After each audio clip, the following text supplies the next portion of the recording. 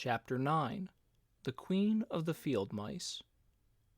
"We cannot be far from the road of yellow brick now," remarked the Scarecrow as he stood beside the girl, "for we have come nearly as far as the river carried us away." The Tin Woodman was about to reply when he heard a low growl, and turning his head, which worked beautifully on hinges, he saw a strange beast come bounding over the grass toward them. It was, indeed, a great yellow wildcat, and the Woodman thought it must be chasing something, for its ears were lying close to its head and its mouth was wide open, showing 2 rows of ugly teeth, while its red eyes glowed like balls of fire. As it came nearer, the Tin Woodman saw that running before the beast was a little gray field mouse, and although he had no heart, he knew it was wrong for the wildcat to try to kill such a pretty, harmless creature. So the Woodman raised his axe, and as the wildcat ran by, he gave it a quick blow that cut the beast's head clean off from its body, and it rolled over at his feet in 2 pieces. The field mouse, now that it was freed from its enemy, stopped short, and coming slowly up to the Woodman, it said in a squeaky little voice, "Oh, thank you ever so much for saving my life." "Don't speak of it, I beg of you," replied the Woodman. "I have no heart, you know, so I am careful to help all those who may need a friend, even if it happens to be only a mouse." "Only a mouse?" cried the little animal indignantly. "Why, I am a queen of all the field mice." "Oh, indeed," said the Woodman, making a bow. "Therefore you have done a great deed, as well as a brave one, in saving my life," added the queen. At that moment several mice were seen running up as fast as their little legs could carry them, and when they saw their queen, they exclaimed, "Oh, your Majesty, we thought you would be killed. How did you manage to escape the great wildcat?"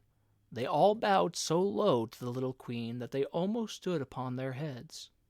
"This funny Tin Man," she answered, "killed the wildcat and saved my life. So hereafter you must all serve him and obey his slightest wish." "We will," cried all the mice in a shrill chorus, and then they scampered in all directions, for Toto had awakened from his sleep, and seeing all these mice around him, he gave one bark of delight and jumped right into the middle of the group. Toto had always loved to chase mice when he lived in Kansas, and he saw no harm in it, but the Tin Woodman caught the dog in his arms and held him tight, while he called to the mice, come back, Toto shall not hurt you." At this the Queen of the Mice stuck her head out from underneath a clump of grass and asked, in a timid voice, "Are you sure he will not bite us?" "I will not let him," said the Woodman, "so do not be afraid."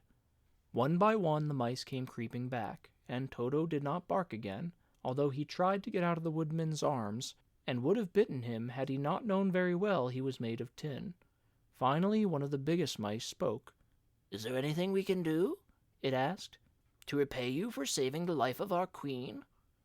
"Nothing that I know of," answered the Woodman, but the Scarecrow, who had been trying to think, but could not because his head was stuffed with straw, said quickly, "Oh, yes, you can save our friend the Cowardly Lion, who is asleep in the poppy bed." "A lion?" cried the little queen. "Why, he would eat us all up." "Oh, no," declared the Scarecrow. "This lion is a coward." "Really?" asked the mouse. "He says so himself," answered the Scarecrow, "and he would never hurt anyone who is our friend. If you will help us to save him, I promise that he shall treat you all with kindness." "Very well," said the queen. "We trust you, but what shall we do?" "Are there many of these mice who call you queen and are willing to obey you?" "Oh, yes, there are thousands," she replied. "Then send for them all to come here as soon as possible, and let each one bring a long piece of string." The queen turned to the mice that attended her and told them to go at once and get all her people. As soon as they heard her orders, they ran away in every direction as fast as possible. "Now," said the Scarecrow to the Tin Woodman, "you must go to those trees by the riverside and make a truck that will carry the lion." So the Woodman went at once to the trees and began to work, and he soon made a truck out of the limbs of trees, from which he chopped away all the leaves and branches. He fastened it together with wooden pegs, and made the 4 wheels out of short pieces of a big tree trunk. So fast and so well did he work, that by the time the mice began to arrive, the truck was all ready for them. They came from all directions, and there were thousands of them, big mice and little mice and middle-sized mice, and each one brought a piece of string in its mouth. It was about this time that Dorothy woke from her long sleep and opened her eyes. She was greatly astonished to find herself lying upon the grass with thousands of mice standing around and looking at her timidly, but the Scarecrow told her about everything, and turned to the dignified little mouse. He said, "Permit me to introduce to you Her Majesty, the Queen." Dorothy nodded gravely, and the Queen made a curtsy, after which she became quite friendly with the little girl. The Scarecrow and the Woodman now began to fasten the mice to the truck, using the strings they had brought. One end of a string was tied around the neck of each mouse, and the other end to the truck. Of course, the truck was 1,000 times bigger than any of the mice who were to draw it, but when all the mice had been harnessed, they were able to pull it quite easily. Even the Scarecrow and the Tin Woodman could sit on it, and were drawn swiftly by their queer little horses to the place where the lion lay asleep. After a great deal of hard work, for the lion was very heavy, they managed to get him up on the truck. Then the Queen hurriedly gave her people the order to start, for she feared that if the mice stayed among the poppies too long, they would also fall asleep.